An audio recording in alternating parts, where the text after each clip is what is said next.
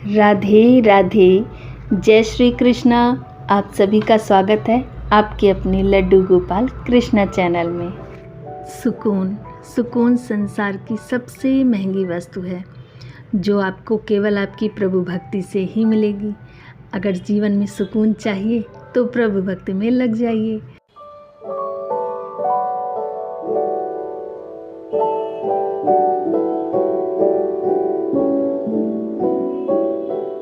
मिलिए प्यारे नटखट बाल गोपाल से। और आज एक नहीं दो बाल गोपाल के दर्शन होंगे।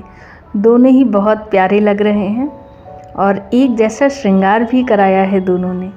तो ये हमारे केशव जी हैं, ये हमारे मायके में हैं। तो मैं छोटी सी यात्रा पे अपने मायके ही गई थी। तो देखिए, करिए दर्शन हमारे दोनों बाल गोपाल के, माधव जी, केशव जी। तो माधव जी तो बहुत ही सीधे साधे हैं। केशव जी के चेहरे से ही देख के आप बता सकते हो ये कितने शरारती हैं, बहुत शरारती हैं ये। और मैं आपको केशव जी की एक छोटी सी लीला भी बताऊंगी जो इन्होंने हम सबके साथ की थी। और माधव जी का तो श्रृंगार आप प्रतिदिन देखते ही हैं, इसलिए मैं आज आप सबको केशव जी का श्रृंगार दिखाऊंगी। ये मेरा सौभाग्य है कि मैं मायके आई और मुझे अपने केशव जी का श्रृंगार करने का मौका मिला। तो वो भी मैं आप लोगों के साथ साझा करूंगी और साथ साथ मैं चर्चा करूंगी इस विषय पे कि बहुत से लोग लड्डू गोपाल जी का बर्थडे करते हैं। तो जन्माष्टमी पे तो उनका जन्मोत्सव मनाया ही जाता है, लेकिन जिस दिन हमारे बाल गोपाल लड्डू गोपाल हमारे घर पधारते हैं, हमें अपनी सेवा का मौका देते हैं, उस दिन को भी हम लोग बहुत अच्छे से मनाते हैं, उसको सेलिब्रेट करते हैं, उसको त्यौहार की तरह भी मनाते हैं।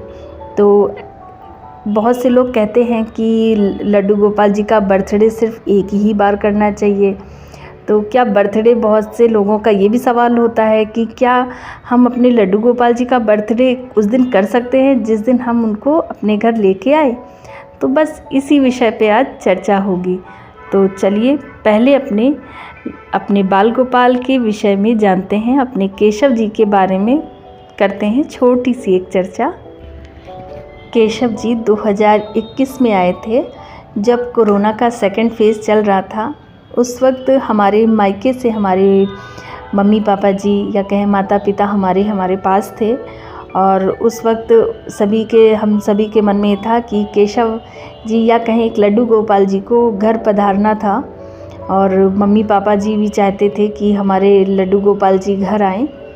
और मार्केट गए भी, लेकिन वहाँ नहीं इन्हीं केशव जी को देखा। और मेरी जो मम्मी जी हैं उन्होंने कहा नहीं मुझे थोड़े से बड़े चाहिए। तो ऐसा कह के ये हुआ, ये केशव जी उस वक्त नहीं आ पाए। फिर ये हुआ कि चलो वृंदावन चलेंगे तभी लाएंगे। तो वृंदावन रोज़ हम लोग पैकिंग करें कि आज वृंदावन जाना है, नहीं जा सकते, आज छुट्टी कैंसिल, आज कोई प्रॉब्लम, ऐसे करते करते वृंदावन जाना कैंसिल हो रहा था बार बार। तो फिर एक बार मैंने सोचा कि शायद ऐसी ही लीला है प्रभु की कि पहले वो आ जाएंगे तभी वृंदावन जाना होगा। तो मैं मार्केट गई और वहाँ शॉप पे बहुत सारे लड्डू गोपाल जी थे और सबको मैंने देखा, किसी में कहीं कोई दिक्कत थी, कुछ था। और ये लड्डू गोपाल जी, इनको मना करके आए थे ना, तो इनको ही आना था। तो ये लड्डू गोपाल जी हमारे घर आ गए। फिर मैंने इनका पंचामृत स्नान कराया और उसके बाद इनका श्रृंगार आरती सब किया। और इनका नाम केशव है और केशव जी के ही कारण फिर वृंदावन जाना भी हो गया। इन्होंने यमुना स्नान किया और बहुत शॉपिंग करी, ढेर सारी शॉपिंग करी इन्होंने अपनी। और फिर ये अपने माता पिता के साथ अपने घर पधार गए। तो ये हमारे केशव जी की एक छोटी सी लीला है जो बहुत ही प्यारी है। और इसीलिए आप सब भी इस चीज़ का हमेशा ध्यान रखें कि ये कोई ज़रूरी नहीं है कि आप वृंदावन से ही लाएं, आप उन्हें कहीं से भी लें। और ऐसी धारणा भी ना बनाएं कि नहीं मुझे वृंदावन से लेना है या मुझे इसी शॉप से लेना है। कुछ नहीं, बस आप प्रभु से ये प्रार्थना करें कि प्रभु आप हमारे घर पधारें। बस इतना कहना है कि वो दिन, वो समय और वो जगह सब निश्चित हो जाती है कि उनको कब कहाँ कैसे आना है। तो ये लीला है हमारे केशव की। आप लोग बताइएगा ये छोटी प्यारी सी लीला उनकी कैसी लगी। और हमने यहाँ पे केशव जी का श्रृंगार भी प्रारंभ कर दिया है, वस्त्र पहना दिए हैं और उनका मैं कमरबंद बांधूंगी, इससे इनके वस्त्र की फिटिंग अच्छी आती है।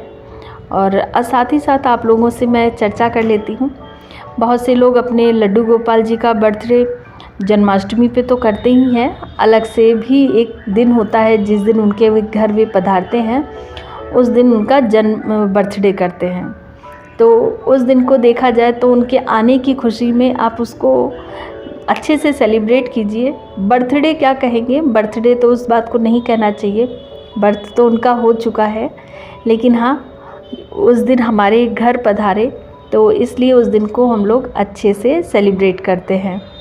और लड्डू गोपाल जी जब घर आते हैं तो वो दिन तो वैसे भी खास हो जाता है, हमेशा याद भी रखने वाला हो जाता है। तो आप सब लोग भी हाँ लड्डू गोपाल जी को उस दिन अच्छे से पंचामृत स्नान कराएं और उनका श्रृंगार करें अच्छे से, और उस दिन को बहुत ही ख़ास तरह से मनाएं। हर साल मनाएं, सिर्फ एक बार नहीं, हर साल उस दिन को बहुत अच्छे और बहुत ख़ास तरह से मनाएं। क्योंकि प्रभु जब हमारे घर हमारे पास पधारते हैं, वो दिन आप सोचिए कितना बड़ा और कितना मतलब हम लोगों के लिए महान दिन होगा ना, जो हमारे लाला हमारे घर आए और हमें अपनी सेवा दी। उस दिन आप अपने घर एक छोटी सी पूजा भी रख सकते हैं और या सत्यनारायण कथा सुने और छोटा सा एक समारोह करें अपने घर में, अपने लड्डू गोपाल जी को फूलों में विराजित करें, उनको भोग लगाएं। आप जितने चाहें उतने भोग लगाएं, आप 56 भोग भी लगा सकते हैं उस दिन, और बहुत खुशी के साथ उस दिन को आप हमेशा मनाते रहें। लेकिन आप लोगों से मैं एक निवेदन करूंगी कि बहुत से लोग जो होते हैं ना केक कटवाते हैं, तो आप अपने लड्डू गोपाल जी के हाथ से केक ना कटवाएं, ना कैंडल बुझाएं। आप अपने घर के बाहर मंदिर में सब जगह दिए जलाएं, क्योंकि वो तो दिन बहुत ख़ास है। उस दिन कैंडल बुझा के ना करें, बल्कि कैंडल जला के करें। और केक अपने छोटे छोटे बाल गोपाल जो आपके घर में हों, आपके बच्चे, उनसे केक कटवाएं। लड्डू गोपाल जी का हाथ लगा के केक ना कटवाएं। केक का भी ध्यान रखें कि अंडा रहित हो, क्योंकि बहुत से आप बेकरी से जैसे केक लाते हैं, तो आप इस चीज़ को देख लें कि जो एक हो जहाँ ऐसी बेकरी जहाँ अंडे से कोई केक बनता ही ना हो, ऐसी जगह से आप केक मंगवाएं। फिर आप अपने बाल गोपाल को भी उस केक का भोग लगा सकती हैं। और हमारे केशव जी भी बिल्कुल सज गए हैं। मैं भी अपने माधव जी का उस दिन का बहुत अच्छे से समारोह करती हूँ। मैं बहुत लोगों को तो नहीं बुलाती, लेकिन हाँ अपने घर के सभी लोग होते हैं, बिना प्याज लहसुन का जैसे अच्छे से भोजन बनाना है बनाती हूँ। केक मेरे 2 बच्चे हैं, वो काट देते हैं, और बस ऐसे ही उनका हर साल मैं मनाती रहूँ। प्रभु ऐसा दे हमें कि बस उस दिन हम दान पुण्य भी करें तो भी बहुत अच्छा है। तो हमारे केशव जी भी बिल्कुल तैयार हो गए हैं, और आप सब बताइएगा कि हमारे केशव जी आपको कैसे लग रहे हैं। आप सब भी अपने बाल गोपाल की सेवा करें, राधे राधे कहते रहें, हरि नाम जपते रहें।